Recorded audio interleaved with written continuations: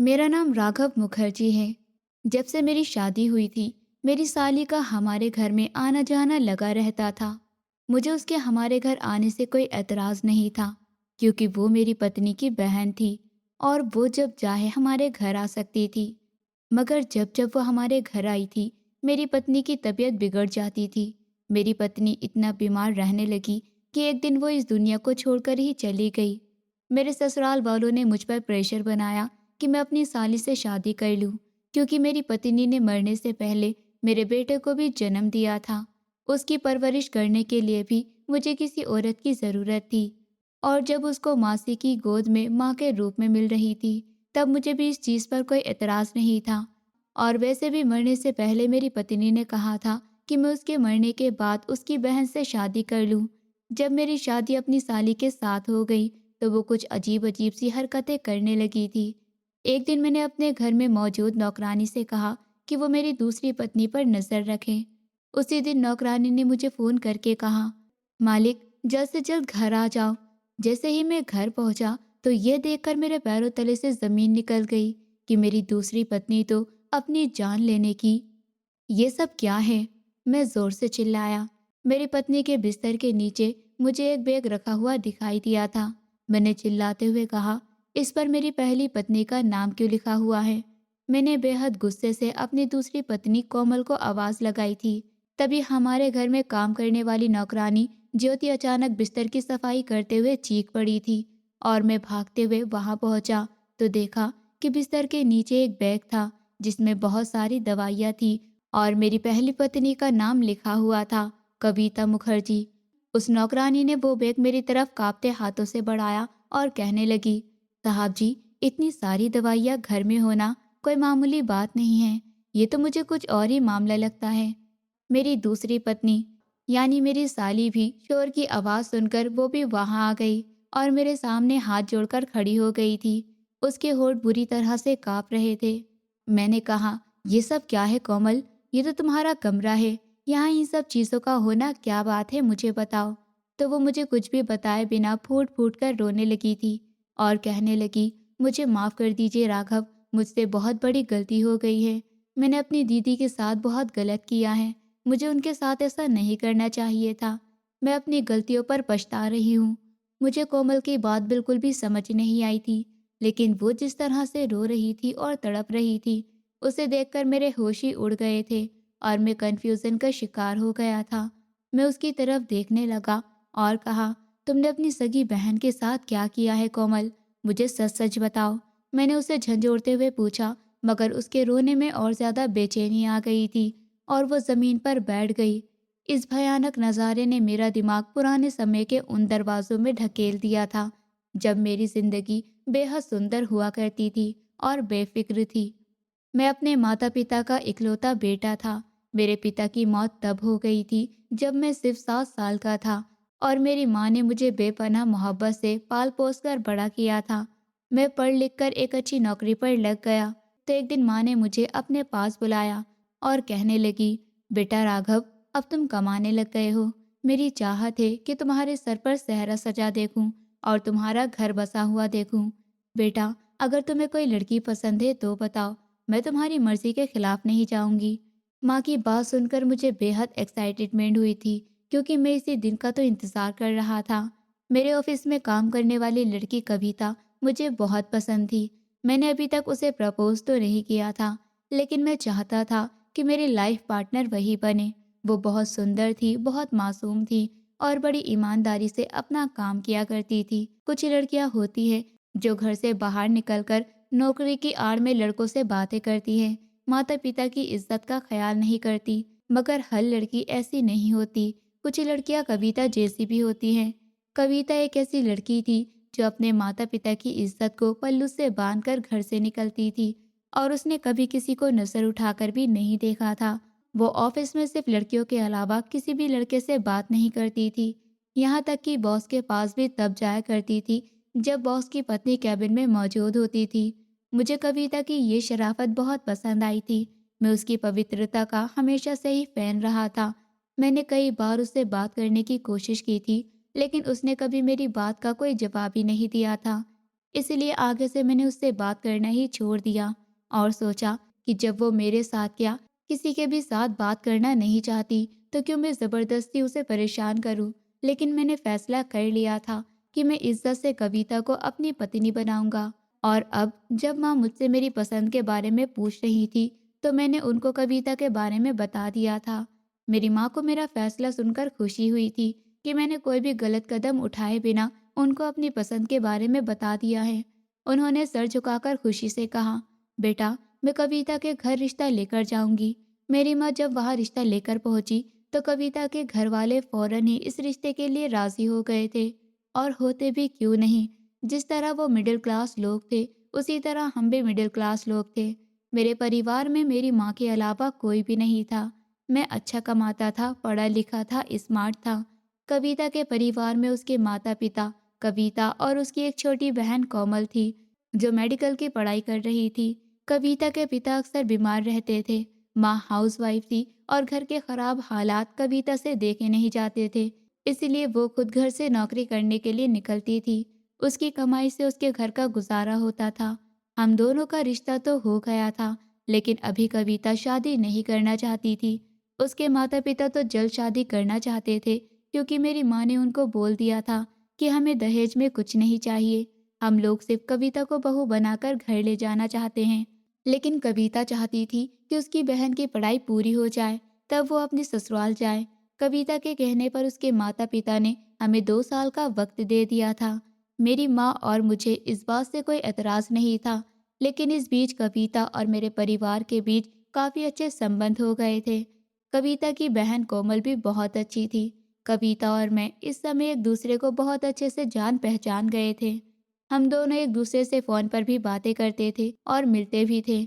इस बात से हमारी फैमिलीज़ को कोई एतराज़ नहीं था। लगभग 1 डेढ़ साल तक मैं और कविता एक दूसरे के साथ रहे थे। एक दूसरे को अच्छी तरह से जान पहचान गए थे। हम दोनों शॉपिंग किया करते थे। संडे के दिन मूवी देखने या डिनर करने ज़रूर जाते थे। मेरी होने वाली पत्नी के साथ साथ मेरी साली कोमल भी बहुत अच्छी थी। वो हर दिन मुझे फ़ोन करके घर आने का कहती, तो मैं भी रात को अपने ससुराल वालों से मिलने पहुंच जाता था। कविता के मम्मी पापा कहते थे कि हमारा कोई बेटा नहीं है, अब तुम ही हमारे बेटे हो। उनके ये शब्द सुनकर मुझे बहुत खुशी होती थी और मैं खुद पर गर्व महसूस करता था कि मैं उनका दामाद नहीं बल्कि बेटा बनने जा रहा हूँ। मैं भी कविता की फैमिली को अपना परिवार ही समझता था। इस दौरान हम लोग बहुत खुश थे। किसी तरह की कोई मिसअंडरस्टैंडिंग किसी के दिल में नहीं थी। कोमल भी मेरे साथ बहुत हंसी मजाक करती थी। कोमल मुझे जीजू नहीं बल्कि मेरे नाम से ही पुकारती थी क्योंकि वो मेरी पत्नी से ज़्यादा छोटी नहीं थी और अक्सर वो हम दोनों के साथ घूमने फिरने जाती रहती थी। कोमल की एजुकेशन कंप्लीट होते ही उसे निजी अस्पताल में जॉब की ऑफर भी मिल गई थी और इस तरह कविता अपनी फैमिली की तरफ से बेफिक्र हो गई थी और फिर हम दोनों की शादी हो गई। मैं अपनी शादी के बाद अपनी ज़िंदगी में काफ़ी खुश था। मेरी पत्नी मेरी बहुत सेवा करती थी। मुझे आज भी उसकी बहुत याद आती है। वो कुछ इस तरह कहा करती थी, राघव, मैं आपके लिए खाना लगा दूँ। वो रोज़ ऑफिस से आते ही मुझसे पूछती थी और मैं मुस्कुराकर कहता था, कविता, मुझे बहुत भूख लगी है, हाँ खाना लगा दो। हम दोनों अपनी ज़िंदगी में बहुत खुश थे, लेकिन अब मैं धीरे धीरे देखने लगा था कि अक्सर कविता परेशान हो जाती थी और कभी कभी तो अजीब सी बातें करती थी और कहती थी, मुझे कुछ देर के लिए अकेला छोड़ दो राघव। अब वो अक्सर मुझसे दूर हटने लगी थी। मुझे कुछ भी समझ नहीं आता था कि वो ऐसी बातें क्यों करती है। अब तो वो हमेशा ही उदास रहने लगी थी। मैं अगर उससे कोई बात करता तो वो सिर्फ सर हिला देती थी और कहती, मुझे कुछ नहीं हुआ है, बस मेरी तबीयत कुछ ठीक नहीं है, आप मुझ पर ध्यान मत दीजिए। शादी के कुछ महीने बाद ही हमें गुड न्यूज़ मिल गई थी कि हम पेरेंट्स बनने वाले हैं। मेरी खुशी की कोई हद नहीं थी। मैंने कविता का हाथ पकड़कर कहा था, देखो कविता, हमारे घर में एक नन्हा मेहमान आने वाला है, अब तुम्हें हर समय खुश रहना चाहिए। ये सुनकर उसके चेहरे पर एक फीकी मुस्कुराहट आ गई थी और वो बोली, हाँ राघव, मैं भी बहुत खुश हूँ, ऊपर वाला हमारे बच्चे को सलामत रखे। मगर इसी दौरान अचानक मेरी माँ की मौत हो गई। अब कविता घर में अकेली होती थी और मैं ऑफिस चला जाता था। इस वजह से मैं बहुत परेशान रहता था क्योंकि उसकी तबीयत भी ठीक नहीं रहती थी। एक शाम जब मैं घर आया तो वो सोफे पर बहाल पड़ी हुई थी। मैंने कविता से कहा, कविता, तुम्हारी हालत देखी नहीं जाती। मैंने सोचा है कि मैं कोमल को यहाँ बुला लेता हूँ, वो यहाँ रहेगी और तुम्हारा ख्याल रखेगी। इस बात पर अचानक कविता कहने लगी, नहीं नहीं, उसे यहाँ मत बुलाना। मैंने कहा, क्यों, क्या बात है? कविता ने अचानक मुझसे नजरें चुराई और बोली, वो जॉब पर जाती है इसलिए। मैंने कहा, तो इसमें कौन सी बड़ी बात है? तुम्हारे मम्मी पापा को मैं थोड़े से पैसे दे दिया करूँगा, कोमल यहाँ रहकर तुम्हारा ख्याल रख लेगी। कविता कुछ कहते कहते रुक गई थी, शब्द उसके मुंह से नहीं निकले थे। मैंने जोर देकर कहा, तुम घर में अकेली होती हो, वो तुम्हारे साथ रहेगी तो तुम्हारा दिल भी लग जाएगा और वो तुम्हारा ख्याल भी रखेगी। ये ऐसा समय है कि तुम्हें हर समय किसी के साथ की ज़रूरत है। मैं अगर काम छोड़कर यहाँ रहूँगा तो काम कौन करेगा? कविता ने नज़र झुकाकर तेजी से कहा, मैं अपना ख्याल खुद रख सकती हूँ, आप उसे यहाँ मत बुलाइए। न जाने क्यों कविता की ये बात मुझे लगातार चुभ रही थी। उसने आगे कुछ नहीं कहा तो अगले दिन मैंने खुद अपनी सास को फ़ोन करके बोल दिया, तो उन्होंने फ़ौरन ही कोमल को हमारे घर की परमिशन दे दी थी। और कोमल को इस बात से कोई एतराज़ नहीं था, बल्कि वो तो हमारे घर आने पर बहुत खुश हुई थी।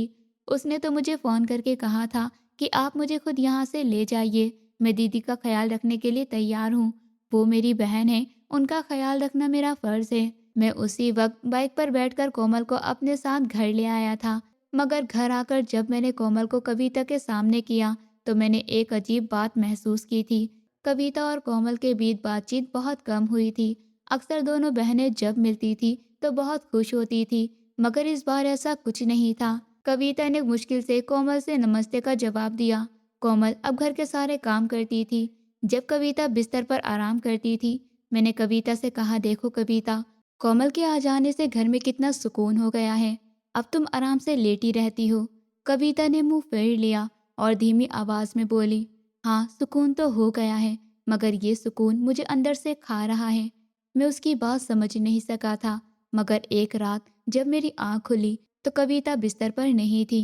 मैंने सोचा शायद वो बाहर पानी पीने गई होगी, मगर जब मुझे कोमल के कमरे से आवाज़ आई तो मैं दबे पाँव वहाँ गया और दरवाजे की आड़ से जो देखा उससे मैं हक्का बक्का रह गया था।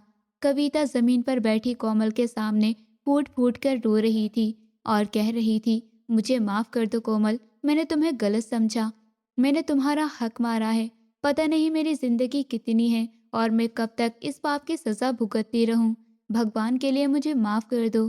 कोमल खामोशी के साथ अपने मोबाइल में बिजी थी। उसने एक नज़र उठाकर भी कविता की तरफ नहीं देखा था। कविता ने कहा, कुछ तो बोलो कोमल, मुझे इस तकलीफ से बाहर निकालो। कविता ने फिर से रिक्वेस्ट की, मगर कोमल पत्थर की मूरत बनी रही। कविता रोते हुए वापस कमरे में आ गई। अगले दिन सुबह नाश्ते पर मैंने कविता से पूछा कि तुम रात कोमल के कमरे में क्या कर रही थी और उससे माफ़ी क्यों मांग रही थी? तो उसने घबराकर मेरी तरफ देखा और साफ इनकार कर दिया और कहा, कुछ नहीं राघव, बस हालात ऐसे हैं तो दिल भर आता है। मैंने कोई माफ़ी नहीं मांगी, आपको कोई गलतफहमी हुई है।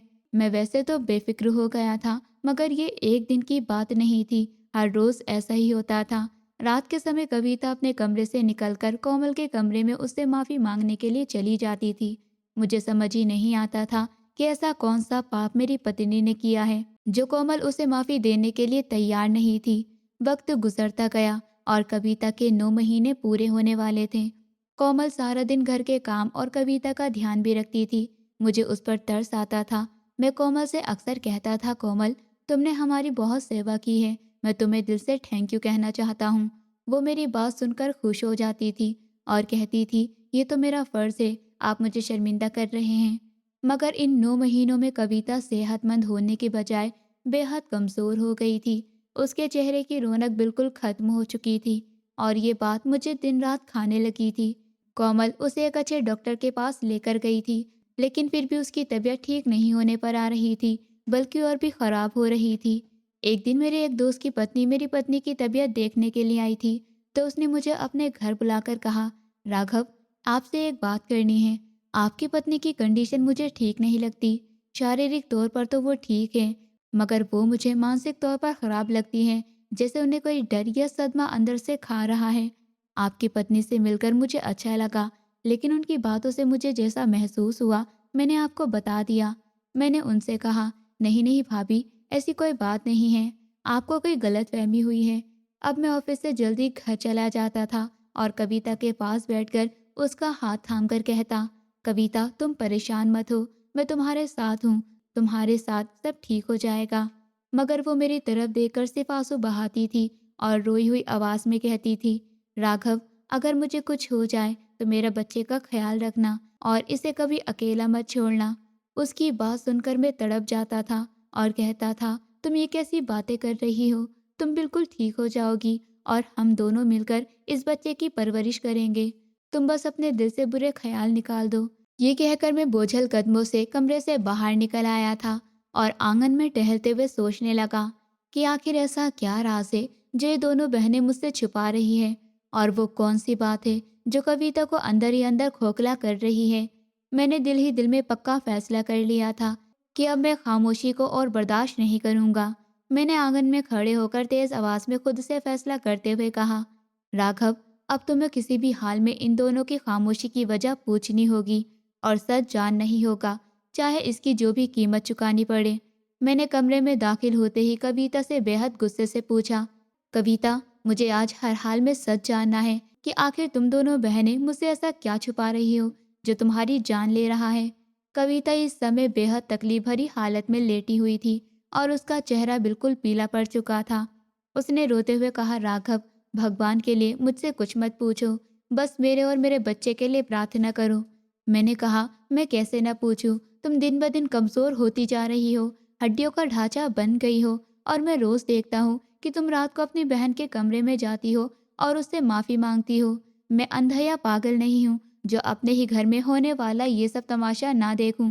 मैंने उसे तेज आवाज में झंझोड़ते हुए कहा तो वो फूट फूट कर रोने लगी और कहने लगी, आपको वक्त आने पर सब पता चल जाएगा, बस थोड़ा और सब्र कर लीजिए। मेरी तो शायद अब इस दुनिया में कुछ ही सांसें बाकी हैं, मुझे मत सताइए। उसने हाँफते हुए अपने सीने पर हाथ रखते हुए कहा तो मेरा दिल तड़प कर रह गया था।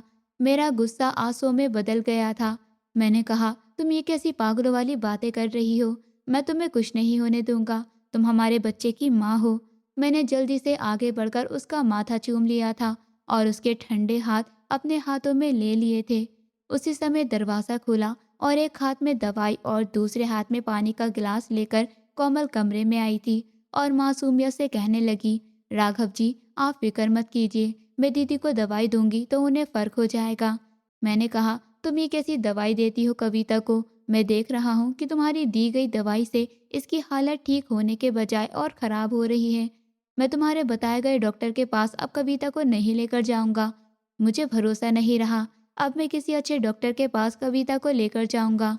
मैंने शक की नज़र से कोमल को देखते हुए कहा तो कोमल कहने लगी, अरे राघव जी आप मुझ पर शक कर रहे हैं, मैं अपनी बहन के ट्रीटमेंट के लिए कभी आपको गलत डॉक्टर की राय नहीं दूंगी। मैं जानती हूँ आप दीदी के लिए परेशान हैं, दीदी जल्दी ठीक हो जाएंगी, आप परेशान न हो। कोमल ने धीरे से दवाई और पानी का गिलास कविता की तरफ बढ़ा दिया तो कविता ने पानी से दवाई गटक ली। कविता के चेहरे पर एक अजीब सी परेशानी और तकलीफ थी जो मैं समझ नहीं पा रहा था। फिलहाल वो मुश्किल समय आ गया था जब कविता को डिलीवरी के लिए अस्पताल ले जाया गया था। दर्द की वजह से कविता का बुरा हाल था और मेरी आंखों से लगातार आंसू बह रहे थे। अस्पताल के इस खामोश कमरे में कविता ने मेरा हाथ मजबूती से पकड़ लिया था, जैसे वो मुझे कभी नहीं छोड़ना चाहती। कविता ने कहा, राघव मुझसे एक वादा कीजिए। उसकी आवाज़ बहुत टूटी हुई और धीमी थी। मैंने रोते हुए उसका हाथ चूम लिया और कहा, तुम बताओ तुम क्या कहना चाहती हो, मैं तुम्हारी हर बात मानूंगा। उसने कहा, तो मुझसे वादा करो कि तुम मेरे मरने के बाद मेरी बहन से शादी कर लोगे और मेरे बच्चे को अकेला नहीं छोड़ोगे। मैंने पहले ही तुम लोगों के साथ बहुत बुरा किया है, लेकिन अब मैं और अपनी बहन का दिल नहीं दुखाना चाहती और तुम्हारा भी दिल नहीं तोड़ना चाहती। मैं कविता की बात समझ ही नहीं पाया था। हाँ, उसकी बात सुनकर मेरे कदमों तले से ज़मीन ज़रूर निकल गई थी और मैं सदमे से उसको देखने लगा। मैंने कहा, तुम ये कैसी बातें कर रही हो, मुझे तुम्हारी बात का मतलब समझ ही नहीं आ रहा। वो दर्द से तड़प उठी थी और खामोश हो गई थी। उसी समय डॉक्टर ने मुझे बाहर जाने का इशारा किया और मैं बाहर आ गया था। बाहर कोमल बहुत डरी हुई थी। मैंने कोमल से कहा, कविता क्या कह रही थी, उसने तुम्हारे और मेरे साथ क्या बुरा किया है, मुझे सच सच बताओ, उसकी बातों का मतलब क्या है। मेरी बात पर कोमल बुरी तरह से डर गई उसने अपने आंसू साफ किए और सीरियस होकर बोली, मुझे कुछ नहीं पता, ये वक्त इन बातों का नहीं है। आप बस दीदी और होने वाले बच्चे की ज़िंदगी के लिए प्रार्थना कीजिए। उसने मेरी बात को पूरी तरह से टाल दिया था। थोड़ी देर बाद ही बच्चे की रोने की आवाज़ आई तो मेरा दिल अजीब से सुकून में चला गया था और मेरी जान में जान आई थी। मैं खुशी से पागल हो रहा था कि फाइनली मैं पिता बन गया हूँ। इतने में ही डॉक्टर ने आकर मुझे कुछ खबरें दी।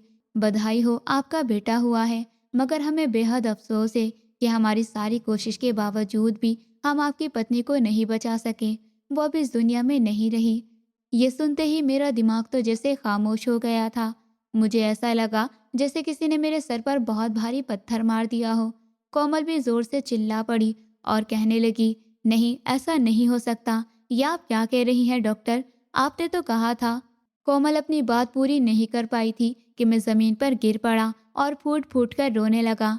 मैंने चिल्लाते हुए कहा, ऐसा नहीं हो सकता, मेरी कविता मुझे छोड़कर नहीं जा सकती। मैं उठा और कमरे की तरफ भागा तो देखा कि कविता हमेशा के लिए आंखें बंद कर चुकी थी और उसका चेहरा बिल्कुल सफ़ेद पड़ चुका था। मैं उसके बेजान शरीर से दहाड़े मार मार कर रोने लगा। कविता, तुम मुझे इस तरह अकेला छोड़कर कैसे जा सकती हो? उठो और आंखें खोलो। देखो, हमारा बेटा आ गया है, जिसका हम दोनों ने मिलकर सपना देखा था। मैं लगातार चीख रहा था मगर वो खामोश थी। वो मुझे इस दुनिया में अकेला छोड़कर बहुत दूर जा चुकी थी। कोमल भी दरवाजे पर खड़ी फूट फूट कर रो रही थी। मैं बिल्कुल अंदर तक टूट चुका था और मेरा दिल खून के आंसू रो रहा था। मैं नहीं जानता था कि मैं कैसे जीऊँगा और कैसे रहूँगा।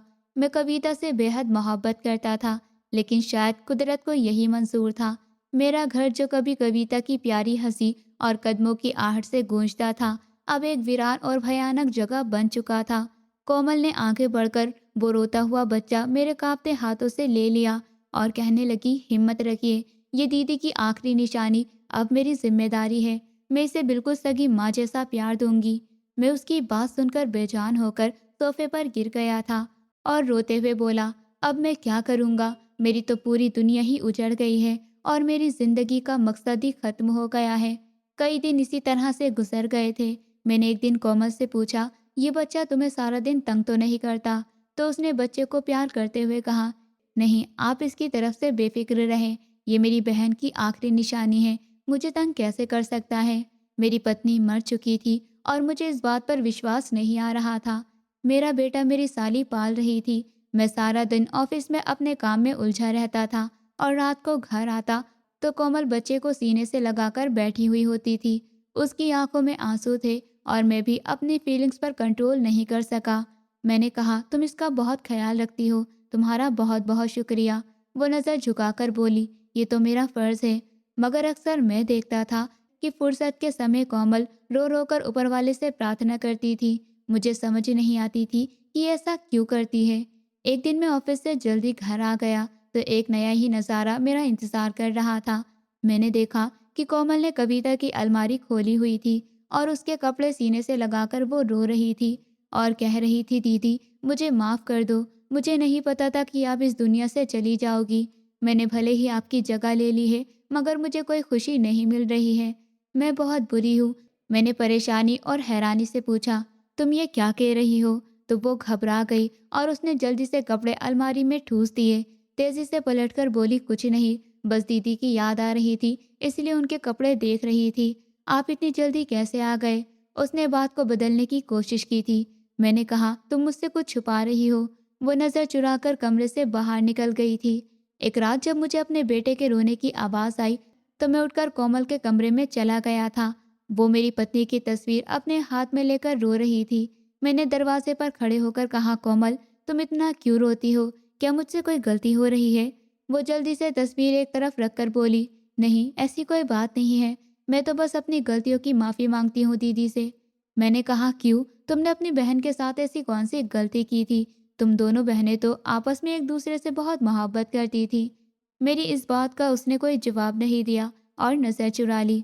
कुछ ही दिन गुजर गए थे। मैंने सोचा कि मैं अपनी पत्नी की आखिरी ख्वाहिश पूरी कर दूं और मैं एक दिन कविता के पेरेंट्स के पास चला गया और उनसे कोमल के साथ शादी की बात कही तो उन्हें इस बात से कोई एतराज़ नहीं था, बल्कि उनका कहना था कि हम तो यही चाहते हैं कि तुम कोमल को अपना लो ताकि बच्चे को सगी मासी के रूप में माँ का प्यार मिल सके। मैंने कहा, लेकिन मम्मी जी, क्या कोमल इस रिश्ते के लिए राजी होगी? क्योंकि वो तो अभी तक कविता के दुख से बाहर ही नहीं आई है। उन्होंने कहा, तुम फिक्र मत करो बेटा, वो हमारी बेटी है, हम उसे समझाएंगे तो वो मान जाएगी। उन लोगों ने कोमल से बात की थी। इस तरह मेरी शादी सादगी से कोमल के साथ हो गई थी। लेकिन शादी के बाद एक और अजीब सी कंडीशन पैदा हो गई। मेरी दूसरी पत्नी मतलब कोमल मेरे करीब नहीं आती थी। शादी से पहले जो मुझसे खूब खुलकर हंसी मजाक करती थी, अब जैसे उसकी हंसी कहीं गायब भी हो गई थी। मैं जब भी उसके करीब जाने की कोशिश करता था तो वो कोई ना कोई बहाना बनाकर कमरे से निकल जाती थी। मैंने एक दिन कोमल से उसका रास्ता रोकते हुए कहा, अब तुम मेरी पत्नी हो, तुम मुझसे दूर क्यों भागती हो? उसने कहा, राघव, आप मुझे कुछ समय दे दीजिए, मैं भी दीदी की मौत के सदमे से बाहर नहीं निकल चुकी हूँ और मुझे लगता है जैसे दीदी यही कही है। उसकी बात सुनकर मैंने उसे मजबूर नहीं किया था और वैसे मैं भी अभी तक अपनी कविता को भूल नहीं सका था, इसलिए मुझे कोई फर्क नहीं पड़ता था। मैं सिर्फ चाहता था कि कोमल को मुझसे कोई शिकायत ना हो। लेकिन फिर मैंने सोचा कि कोमल मेरे बेटे का अच्छे से ख्याल रख रही है, बस यही मेरे लिए काफ़ी है। मगर रातों को उसका इस तरह से कविता की तस्वीर हाथ में लेकर रोना मेरे दिमाग में कई सारे सवाल पैदा कर देता था। उसके दिल में ऐसा कौन सा डर छुपा हुआ है जो वो मेरे साथ बांटना नहीं चाहती, और क्या वजह है कि वो हर समय एक अनजाने बोझ तले दबी होती है। ये लड़की दिन ब दिन अब अजीब अजीब हरकतें करने लगी थी। दोपहर के समय एक और अजीब सा नज़ारा देखने को मिला था। जब मैं पानी पीने के लिए कमरे से बाहर निकला तो कोमल कविता के पुराने सूटकेस के पास बैठी हुई कुछ ढूंढ रही थी और उसके हाथ तेजी से कपड़े को इधर उधर कर रहे थे। मैंने अचानक पूछा, कोमल, तुम यहाँ क्या तलाश कर रही हो? तो वो उछल पड़ी और जल्दी से सूटकेस को बंद कर दिया। कहने लगी, कुछ नहीं, बस दीदी की पुरानी कार्डिगन तलाश कर रही थी। मुझे सर्दी लग रही है तो सोचा कि दीदी की ही कार्डिगन निकाल लेती हूँ। मैं जानता था कि वो झूठ बोल रही है क्योंकि उसके माथे पर पसीना साफ चमक रहा था। मैंने कहा, तुम छुपा क्या रही हो? आखिर इस सूटकेस में ऐसा क्या है जो तुम मुझसे छुपाकर निकालना चाहती हो? मैंने उसके करीब जाते हुए कहा तो वो रोते हुए अंदाज में बोली, मैं आपसे क्या छुपाऊंगी? आप मुझ पर बेवजह शक कर रहे हैं। इतना कहकर वो तेजी से वहां से चली गई। ज्योति मासी हमारे घर की पुरानी काम वाली थी और कविता के सामने से वो हमारे साथ थी। अगले दिन जब मैं काम से वापस आया तो ज्योति मासी ने मुझे पानी का गिलास हाथ में देते हुए बताया, मालिक, छोटी मालकिन हर समय परेशान रहती है, पता नहीं उन्हें कौन सा रोग लग गया है, वो तो ठीक से खाना भी नहीं खाती। मैंने पानी का घूंट लिया और कहने लगा, मासी, तुम भी सारा दिन घर के काम में लगी रहती हो, क्या तुमने कभी कोमल से पूछने की कोशिश नहीं की आखिर क्या बात है, वो क्यों इतनी खामोश और डरी हुई रहती है? मासी ने इधर उधर देखा और थोड़ी धीमी आवाज में बोली, मालिक, मैंने एक दो बार पूछा तो उन्होंने मुझ पर गुस्सा किया और कहने लगी, तुम अपने काम से काम रखो, घर की जासूसी करने की जरूरत नहीं है। मालिक, एक बात और भी है, ज्योति मासी ने थोड़ा हिचकिचाते हुए कहा। तो मैंने बेचैनी से पूछा, क्या बात है, साफ साफ बताइए। उन्होंने अपने माथे पर आया पसीना साफ किया और बोली, मालिक, छोटी मालकिन अक्सर रात को बड़ी मालकिन की फोटो लेकर अपने कमरे में अकेले बैठकर रोती रहती है और उनकी फोटो से माफिया मांगती रहती है। कल रात भी मैं पानी पीने के लिए उठी तो उनके कमरे से रोने की आवाज़ आ रही थी।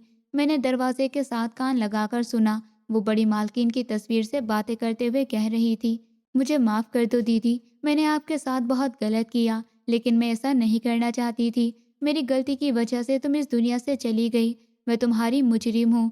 मासी की बात सुनकर मेरे माथे पर पसीना आ गया था। मैंने कहा, यह आप क्या कह रही हो?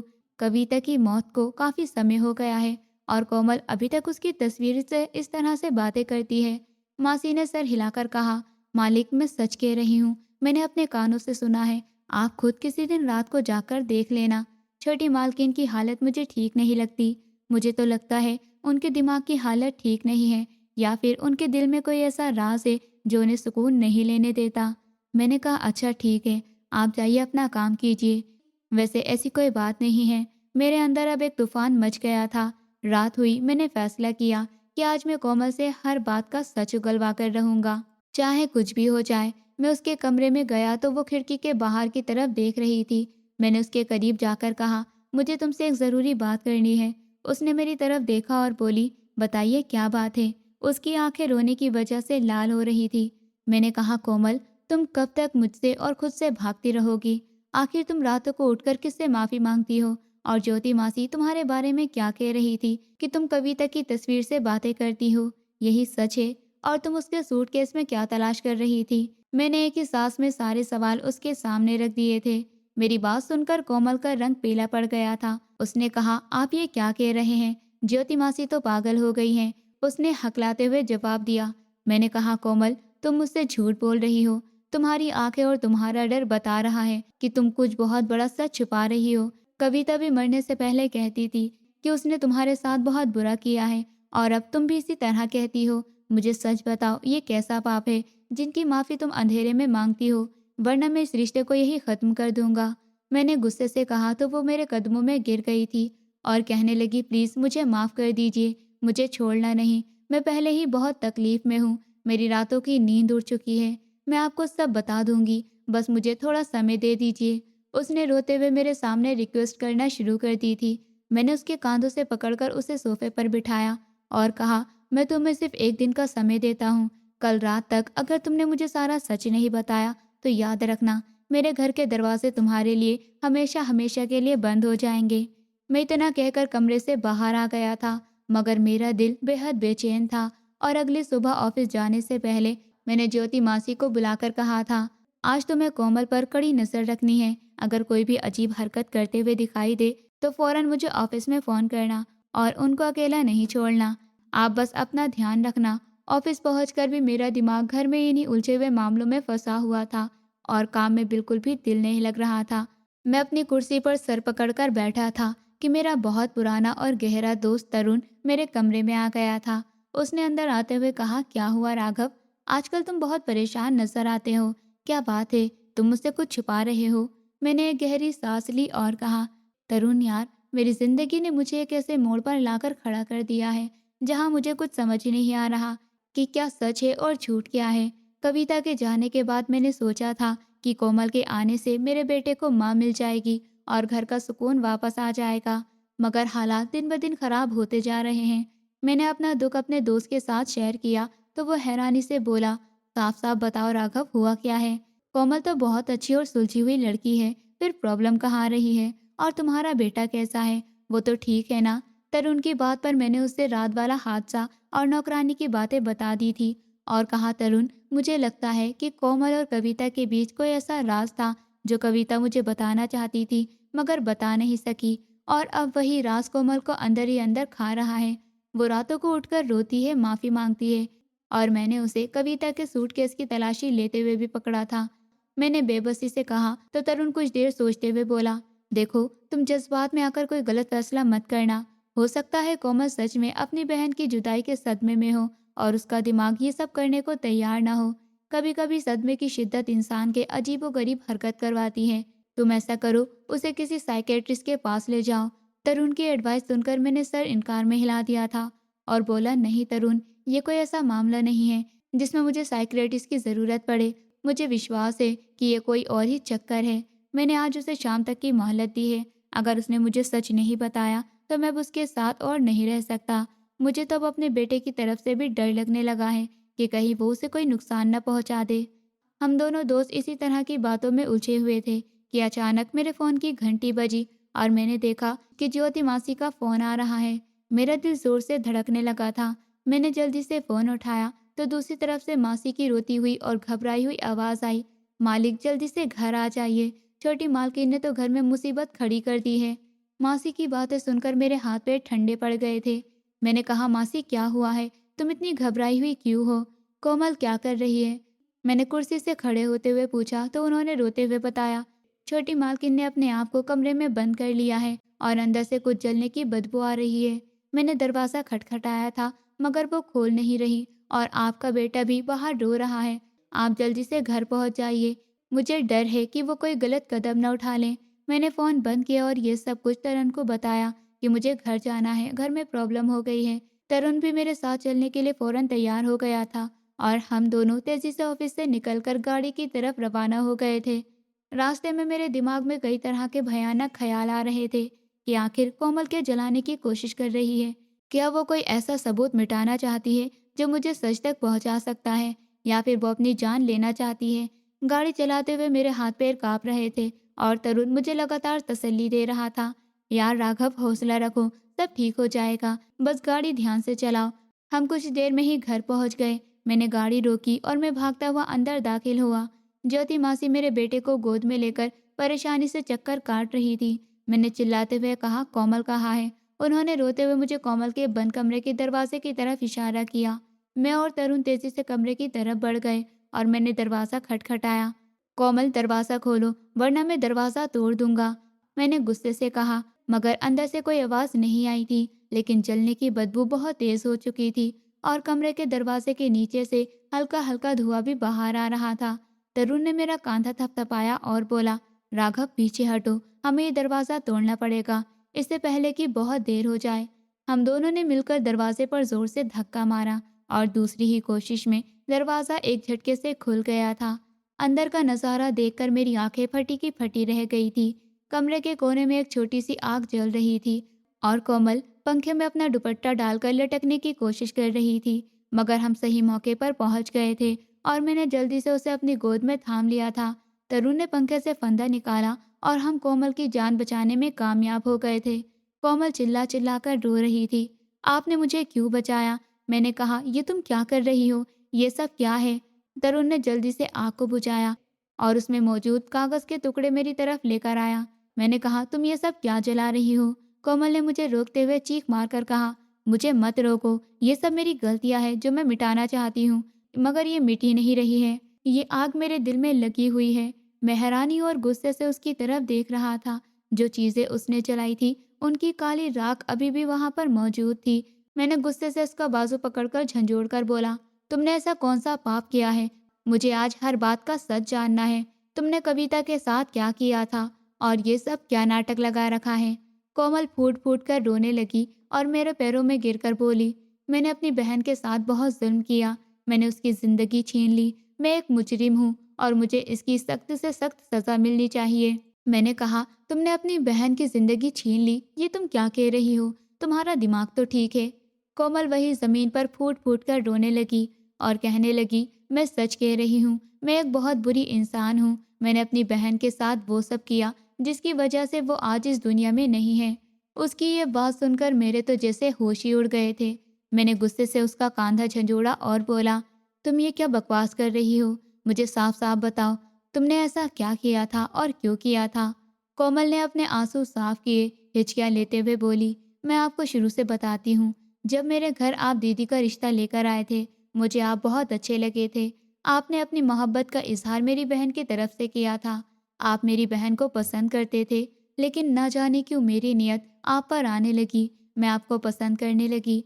आप मेरे घर आने जाने लगे, आपकी दीदी से बातें होने लगी। ये सब जानते हुए भी कि आप मेरी दीदी से मोहब्बत करते हैं, फिर भी मैं आपकी मोहब्बत में खुद को पढ़ने से ना रोक सकी और हमेशा आपके पास रहने की कोशिश में लगी रहती थी। आपको देखने की कोशिश में लगी रहती थी। मेरे दिल में आपके लिए मोहब्बत बढ़ती जा रही थी। मैं चाहती थी कि मेरी शादी आपसे हो जाए, लेकिन मेरे घर वाले आपको दीदी के लिए पसंद कर चुके थे।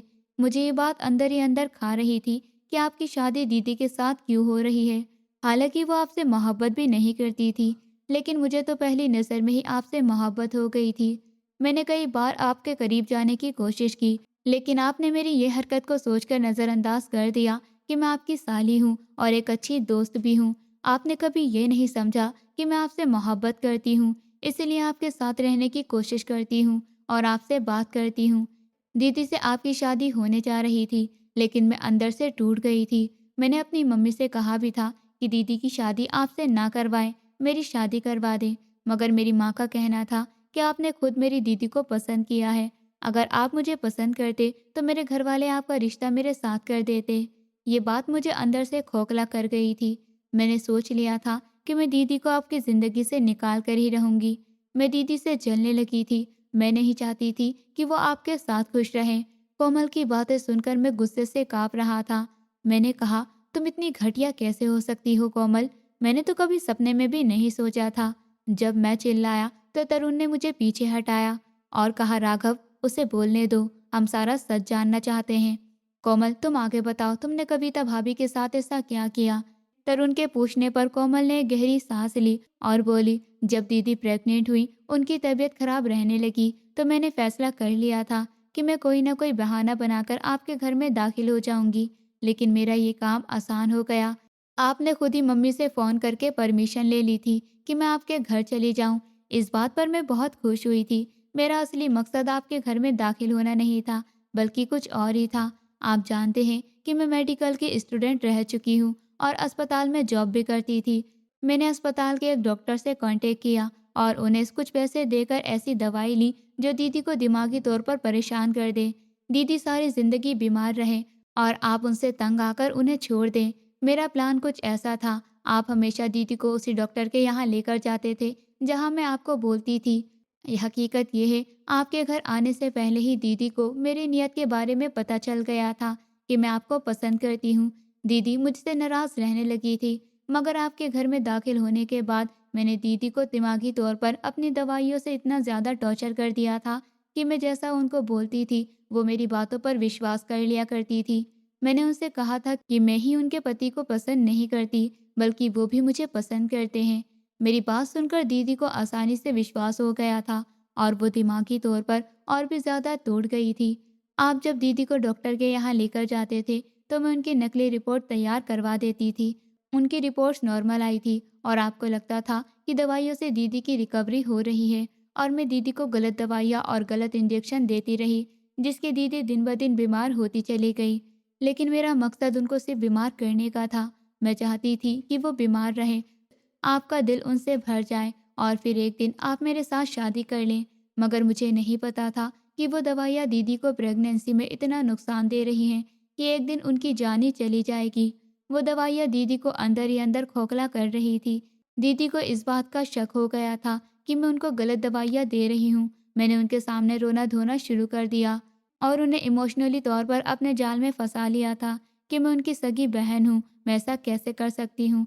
दीदी भोली भाली वो मेरी बातों में आ गई, मगर उनका मन उन्हें शर्मिंदा करता रहता था कि उन्होंने दोबारा मुझ पर शक किया है। इसलिए वो रात को मुझसे खामोशी से मेरे कमरे में आकर माफ़ी मांगती थी, ताकि आपको पता न चल जाए। और मरते समय भी उन्होंने इसी शक की वजह से आपसे कहा था कि उन्होंने मेरे साथ बहुत बुरा किया है। उन्हें लगता था कि हम दोनों एक दूसरे को पसंद करते हैं। उनके दिमाग में ये बात बैठ गई थी। उनको लगता था कि आपने किसी मजबूरी में आकर उनसे शादी की है, मगर उन्होंने कभी आपसे ये बात नहीं की, क्योंकि वो आपके चेहरे की हंसी को कभी उदासी में बदलते हुए नहीं देखना चाहती थी। ये सब सुनकर तरुण भी हैरान रह गया था और बोला, कोमल, तुम इंसान हो या कोई दरिंदा? तुमने एक मासूम जान, एक होने वाले बच्चे की जान खतरे में डाल दी, सिर्फ अपनी झूठी मोहब्बत के खातिर। मैं तो सोच भी नहीं सकता था कि तुम इतनी बुरी हो सकती हो। कोमल लगातार रो रही थी और कह रही थी, मैं मानती हूँ मैंने बहुत बुरा किया है, मगर जब से दीदी इस दुनिया से गई है, मैं भी खुश नहीं हूँ। मुझे एक पल के लिए भी सुकून नहीं मिला है। मैं आपको हासिल करना चाहती थी, लेकिन अपनी दीदी की जान लेकर नहीं। मैं सिर्फ उनसे आपको अलग करके आपको हासिल करना चाहती थी। मुझे नहीं पता था कि वो दवाइयाँ अंदर ही अंदर दीदी को नष्ट कर रही हैं। दीदी की मौत पर मुझे बहुत ज़्यादा दुख हुआ। मेरा मन मुझे हर रात डसता है। मैं रातों को उठकर दीदी की तस्वीर से माफ़ी मांगती हूँ। मुझे पता है वो मुझे कभी माफ़ नहीं करेंगी। दीदी को जब पता चला कि मैं अस्पताल से उनकी गलत रिपोर्ट तैयार करवाती हूँ, तो वो सारी रिपोर्ट मैंने उनके सूटकेस में रख दी थी, ताकि आपको इस बारे में पता न चले। मैं वही रिपोर्ट्स उनके सूटकेस से तलाश कर रही थी और आज वो सारी दवाइयाँ जो मैं अस्पताल से लेकर आती थी, इंजेक्शन और रिपोर्ट जलाकर इस दर्द से छुटकारा पाना चाहती थी। मगर ये आग मेरे अंदर लगी हुई थी। कोमल की बात सुनकर मैंने गुस्से से एक जोरदार लात कुर्सी को मारी और चिल्लाते हुए कहा, तुमने अपनी बहन की जिंदगी बर्बाद कर दी कोमल। तुमने मुझसे मेरी मोहब्बत छीन ली और तुम सोचती हो कि तुम ये सब चीज़ें जलाकर मुझे हासिल कर लोगी। मैं तुम्हें कभी माफ़ नहीं करूँगा, कभी नहीं। मेरी आवाज़ पूरे घर में गूंज रही थी। तरुण ने मुझे संभाला और कहा, अपने गुस्से पर काबू रखो। गुस्से में कोई ऐसा कदम मत उठाना जिसके बाद तुम्हें पछतावा हो। अब हमें ये फैसला करना है कि इस लड़की का क्या करना है जो इतने बड़े जुर्म को अंजाम दे चुकी है। मैंने नफरत भरी नजरों से कोमल की तरफ देखा, जो जमीन पर बैठी हाथ जोड़कर रो रही थी, और कहा, तुमने एक डॉक्टर होते हुए, एक बहन होते हुए, एक मासी होते हुए अपनी बहन की कदर नहीं की, तो मैं तुम्हारी क्या कदर करूँगा? अब मैं खुद फैसला करूँगा। तुम्हें तुम्हारे किए की सज़ा ज़रूर मिलेगी, जिसे तुम सारी ज़िंदगी याद रखोगी। तुम बस मुझे कुछ देर के लिए अकेला छोड़ दो, मुझे तुम्हारी शक्ल भी नहीं देखनी है। कोमल ने कहा, नहीं, मैं कहीं नहीं जाऊंगी जब तक आप मुझे माफ़ नहीं कर देते। आप मुझे जो भी सज़ा देंगे मुझे मंजूर है, मगर प्लीज़ मुझे यहाँ से मत निकालना। मैं कहाँ जाऊंगी? मैंने कहा, तुम कहीं भी जाओ, लेकिन यहाँ से निकल जाओ। मुझे अभी अपनी ये मनहूस शक्ल मत दिखाना। अगली सुबह कोमल अपना सामान पैक करके मेरे सामने खड़ी फूट फूट कर रो रही थी और कहने लगी, प्लीज़ राघव, मुझे माफ़ कर दीजिए, मुझे एक आखिरी मौका दे दीजिए अपनी गलती सुधारने का। मैंने कहा, अब तुम्हारी गलती सुधार कर क्या होगा? तुम मेरी पत्नी की जान ले चुकी हो, तुम उसकी कातिल हो, मैं तुम्हें कभी माफ़ नहीं करूँगा। उसने हाथ जोड़कर कहा, प्लीज़ ऐसा मत कहिए, मैं सारी ज़िंदगी आपकी और आपके बेटे की सेवा करती रहूँगी। मुझे दर दर की ठोकरें खाने के लिए सड़क पर मत छोड़िए, मैं आपके पैर पड़ती हूँ। उसने मेरे कदमों में गिरकर रिक्वेस्ट की, मगर मेरा दिल अब उसके लिए पूरी तरह से पत्थर हो चुका था। मैंने सख्ती से अपने कदम पीछे खींच लिए थे और कहा, तुम जैसी औरतों के लिए मेरे दिल में कोई रहम नहीं है। तुमने मेरी हंसती खेलती दुनिया उजाड़ दी, मुझसे मेरी मोहब्बत छीन ली तुमने, इस मासूम बच्चे की माँ छीन ली, और अब तुम मुझसे रहम की भीख मांग रही हो। उसने तरुण से कहा, आप इनको समझाइए, मेरा तो कोई ठिकाना भी नहीं है। मम्मी पापा को हकीकत पता चलेगी तो वो भी मुझे अपने घर में जगह नहीं देंगे। मैंने कहा, तुम्हारी यही औकात है। वो सिसकियाँ लेते हुए फूट फूट कर रो रही थी। तरुण ने कहा, कोमल, जो जहरीला बीज तुमने बोया है, अब उसकी कड़वी फसल तो तुम्हें ही काटनी पड़ेगी। तुमने एक हंसते खेलते घर को अपनी घटिया मोहब्बत की आग में जलाकर राख कर दिया है। अब तुम किस मुंह से माफ़ी मांग रही हो? तुम माफ़ी के लायक ही नहीं हो। मैं रो रहा था। मैंने कहा, तुमने मेरी कविता को मुझसे छीन लिया। तुमने उसे दवाई के नाम पर जहर दिया, जिसने उसे अंदर से खोखला कर दिया, और अब तुम शराफत का ढोंग रचाकर माफ़ी मांग रही हो। तुम एक कातिल औरत हो और कातिल के लिए मेरे घर में कोई जगह नहीं है। मैं तुम्हें डाइवोर्स दूंगा, निकल जाओ मेरे घर से। मेरी बात सुनकर कोमल वही ज़मीन पर गिरकर दहाड़े मारकर रोने लगी थी और अपना सर पकड़कर पीटने लगी थी। ज्योति मासी ने आगे बढ़कर उसे पकड़ा और कहा, निकल जाओ यहाँ से। मेरी मालकिन बहुत अच्छी थी, तुमने उनकी जान ले ली। मुझे तो विश्वास ही नहीं होता कि तुम उनकी सगी बहन हो। कोमल रोते हुए घर से चली गई थी। तरुण ने मेरे कंधे पर हाथ रखा और मुझे तसल्ली देते हुए बोला, तुमने बिल्कुल सही फैसला किया है। ऐसी औरत के साथ रहकर तुम कभी अपनी जिंदगी और अपने मासूम बेटे के साथ इंसाफ नहीं कर पाते। हिम्मत रखो। मेरे दोस्त ने मेरे आंसू साफ किए और मैं सीधा अपने कमरे में जाकर अपने बेटे को गोद में उठा लिया, जो सुकून की नींद सो रहा था, और भीगी हुई आंखों से अपने बेटे से कहा, बेटा, अब मैं ही तुम्हारी माँ हूँ और मैं ही तुम्हारा पिता हूँ। मैं तुम्हें दुनिया की हर खुशी दूंगा और तुम्हें कभी नफरत के साए में नहीं आने दूंगा। दूसरी तरफ कोमल रोती हुई अपने मायके पहुंची तो मेरी सास ने दरवाज़ा खोलकर उसे इस हाल में देखकर परेशानी से पूछा, क्या हुआ है? तुम इस तरह रोती हुई क्यों आई हो? तुम्हारा सामान तुम्हारे साथ क्यों है? कोमल अपनी माँ के कदमों में गिर गई थी और रोते हुए उसने सब कुछ बता दिया। मेरी सास ने अपनी बेटी के मुंह पर एक जोरदार थप्पड़ मारा और गुस्से से कहा, तुम बहन नहीं बल्कि एक नागिन हो, जो अपनी बहन के साथ साथ उसकी खुशियों को भी खा गई। अब हमारे घर में क्या लेने आई हो? क्या हमें भी मार देने का इरादा है? उन्होंने अपनी बेटी को जबरदस्ती कमरे में बंद कर दिया। वो अपनी बेटी की शक्ल नहीं देखना चाहती थी। कोमल के पिता का भी कुछ यही हाल था। उन्होंने कोमल को घर से निकालने की बहुत कोशिश की थी और उससे कहा था कि तुमने मेरी मासूम बेटी की जान ले ली। तुम्हारे इस घर में कोई जगह नहीं है। लेकिन कोमल के पास कोई और ठिकाना नहीं था। वो बेइज्जत होती रही और उसने अपने माता पिता से वादा किया, मैं कभी कमरे से बाहर नहीं आऊंगी, मुझे यहाँ रहने दीजिए। मेरी जिंदगी इस कमरे के दायरे में ही घूमती रहेगी। वो अब अपने कमरे वो अब अपने घर के एक छोटे से अंधेरे भरे कमरे में रहती है और पागलों जैसी हरकतें करती है। उसकी ज़िंदगी कितनी है कितनी नहीं है, उसकी ज़िंदगी कितनी है कितनी नहीं है, ये तो कोई नहीं जानता, लेकिन उसने जो किया उसकी सज़ा वो भुगत रही है। दोस्तों, उम्मीद करती हूँ आपको हमारी कहानी पसंद आई होगी। कहानी पसंद आई है तो वीडियो को लाइक करें, चैनल पर नए हैं तो चैनल को सब्सक्राइब करें और हाँ, नोटिफिकेशन बेल को ज़रूर दबाएं ताकि अगली अपडेट सबसे पहले आपको मिले।